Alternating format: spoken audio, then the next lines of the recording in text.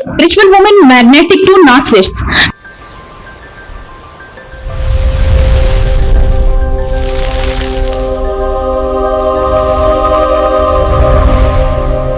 Notice किया है, कुछ औरतें जितनी ज्यादा काइंड होती हैं, जितनी ज्यादा स्पिरिचुअल होती हैं, उनकी लाइफ में उतने ही लोग आते हैं उन्हें इमोशनली तोड़ने के लिए। फिर सवाल ये पैदा होता है कि मैंने तो किसी का गलत किया ही नहीं, मैं कभी किसी का गलत सोचती ही नहीं, तो मेरे साथ ही ऐसा क्यों होता है?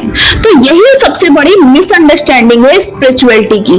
स्पिरिचुअलिटी हमें अच्छा इंसान बनना सिर्फ नहीं सिखाती, वो हमें ये भी सिखाती है कि किस इंसान से कितनी बाउंड्री रखनी है, कितनी दूरियां रखनी है।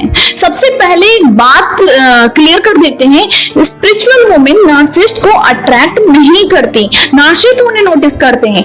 ये डिफरेंस समझना बहुत जरूरी है।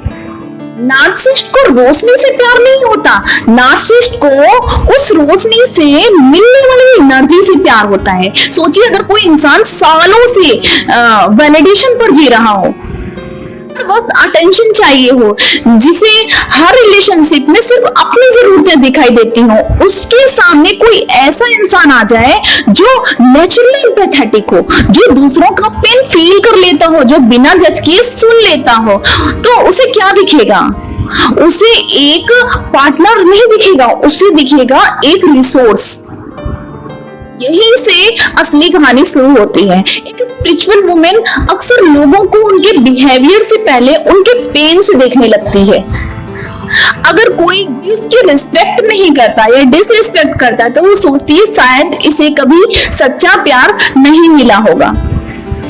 देखिए, किसी के दर्द को समझना गलत नहीं है, लेकिन जब किसी के दर्द की वजह से आप उसके गलत बिहेवियर को इग्नोर करने लगते हो, तब स्पिरिचुअलिटी धीरे धीरे सेल्फ नेग्लेक्ट में बदलने लगती है। मुझे लगता है नार्सिसिस्ट की सबसे बड़ी स्ट्रेंथ उनकी इंटेलिजेंस नहीं होती, उनकी सबसे बड़ी स्ट्रेंथ होती है कि वो बहुत जल्दी सामने वाला इंसान किस चीज से चल रहा है ये समझ लेते हैं। अगर उन्हें लगता है कि आप गिल्ट से डिसीजन लेते हैं, तो वो गिल्ट यूज करेगा। अगर उन्हें लगता है कि आप रिजेक्शन से डरते हैं, तो वो साइलेंट ट्रीटमेंट देगा। और अगर उन्हें लगे कि आप स्पिरिचुअलिटी के नाम पर सब कुछ टॉलरेट कर लोगे, तो वो वही गेम खेलेगा। इसीलिए बहुत सी स्पिरिचुअल वुमेन रिलेशनशिप के अंदर रहकर भी अकेला फील करती हैं, क्योंकि वो सिर्फ रिलेशनशिप नहीं बचा रही होती, वो अपनी बिलीफ्स को भी बचाने की कोशिश कर रही होती हैं। उन्हें लगता है अगर मैंने इस इंसान को छोड़ दिया, तो क्या मेरी कंपैशन कम हो जाएगी, क्या मैं सेल्फिश हो जाऊंगी? और यही सबसे बड़ा कंफ्यूजन पैदा करता है। कंपैशन और टॉलरेंस एक ही चीज नहीं है, फॉरगिवनेस और परमिशन भी एक ही चीज नहीं है, काइंडनेस और सेल्फ सैक्रिफाइस भी एक चीज नहीं है। हमने स्पिरिचुअलिटी को इतना सिंप्लीफाई कर दिया है कि हमें लगने लगा है कि जितना ज्यादा सह लोगे उतने ज्यादा स्पिरिचुअल बन जाओगे। लेकिन अगर सिर्फ सहना ही स्पिरिचुअलिटी होती, तो दुनिया के सबसे अब्यूज्ड लोग ज्यादा इनलाइटेंड होते। याद रखना, असली स्पिरिचुअलिटी अवेयरनेस देती है, ब्लाइंडनेस नहीं। वो आपको प्यार करना सिखाती है, लेकिन अपनी डिग्निटी की कीमत पर नहीं। वो माफ करना सिखाती है, लेकिन बार बार वही जख्म एक्सेप्ट करना नहीं। एक हेल्दी इंसान आपकी एम्पैथी देखकर सिक्योर फील करता है, एक नार्सिसिस्ट वही एम्पैथी देखकर अपॉर्चुनिटी फील करता है। दोनों की नजर एक ही क्वालिटी पर पड़ती है, लेकिन इंटेंसिटी टोटली अलग होती है। और शायद इसीलिए इतनी स्पिरिचुअल वुमेन एक दिन थक जाती हैं। वो प्यार से नहीं थकती, वो एक्सप्लेन करते करते थक जाती हैं, वो माफ करते करते नहीं थकती, वो हर बार खुद को ही गलत समझते थक जाती हैं।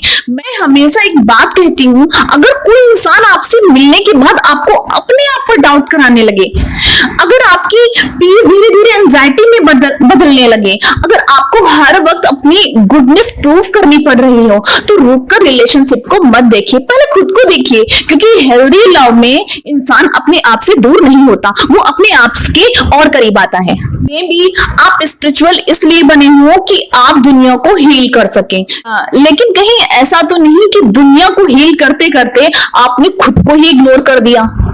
कभी कभी भगवान हमें किसी नार्सिसिस्ट से इसलिए नहीं मिलवाता है कि उसे हम बदल दें। कभी कभी हम जो लेसन नहीं सीखे होते हैं वो लेसन सीखने के लिए हमें नार्सिसिस्ट से मिलवाता है। कभी कभी वो हमें इसीलिए मिलवाते हैं ताकि हम सीख सकें कि बाउंड्रीज भी स्पिरिचुअलिटी का हिस्सा होती हैं, क्योंकि जिस स्पिरिचुअलिटी में सेल्फ रिस्पेक्ट की जगह नहीं होती वो स्पिरिचुअलिटी नहीं, सिर्फ कंडीशनिंग है। लास्ट में बस इतना याद रखिए, नार्सिसिस्ट आपकी रोशनी की वजह से आया होगा, लेकिन उस रोशनी को बचा कर रखना आपकी जिम्मेदारी है। हर अंधेरे को रोशन करना आपका काम नहीं है। कुछ दरवाजे बंद करना भी उतना ही स्पिरिचुअल होता है जितना किसी के लिए दुआ करना। जिस दिन आप ये समझ जाओगे कि खुद की पीस को प्रोटेक्ट करना सेल्फिशनेस नहीं है, सेल्फ रिस्पेक्ट है, उस दिन नार्सिसिस्ट से जीतने की जरूरत ही खत्म हो जाएगी। क्योंकि असली जीत किसी को बदलने में नहीं, खुद को खो देने से बचाने में होती है। और वही पल होता है जब स्पिरिचुअलिटी सिर्फ एक बिलीफ नहीं रहती, वो आपकी आइडेंटिटी बन जाती है। आई होप आपको ये वीडियो पसंद आया होगा। ऐसी ही और वीडियो के लिए प्लीज हमारे चैनल को लाइक करें, सब्सक्राइब करें और शेयर करें। Thank you.